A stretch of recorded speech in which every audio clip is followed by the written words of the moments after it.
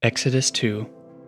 Now a man from the house of Levi went and took as his wife a Levite woman. The woman conceived and bore a son. And when she saw that he was a fine child, she hid him 3 months.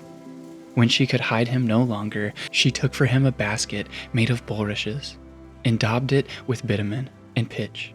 She put the child in it and placed it among the reeds by the river bank. And his sister stood at a distance to know what would be done to him. Now the daughter of Pharaoh came down to bathe at the river, while her young women walked beside the river. She saw the basket among the reeds and sent her servant woman, and she took it. When she opened it, she saw the child, and behold, the baby was crying.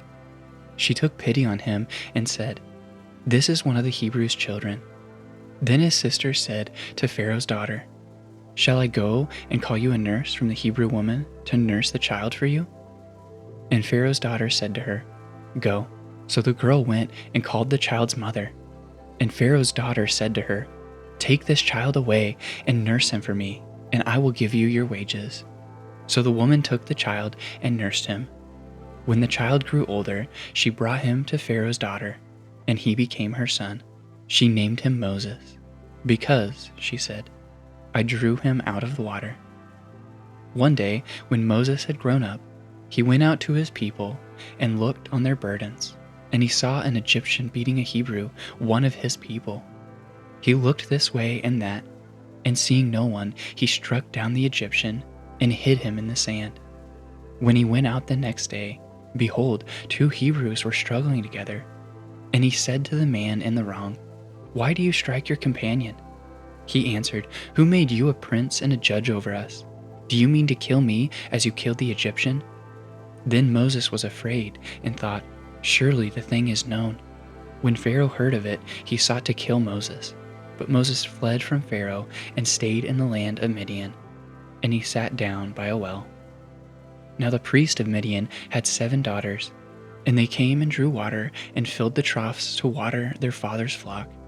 The shepherds came and drove them away, but Moses stood up and saved them and watered their flock. When they came home to their father Reuel, he said, "How is it that you have come home so soon today?" They said, "An Egyptian delivered us out of the hand of the shepherds, and even drew water for us and watered the flock." He said to his daughters, "Then where is he? Why have you left the man? Call him that he may eat bread." And Moses was content to dwell with the man, and he gave Moses his daughter Zipporah.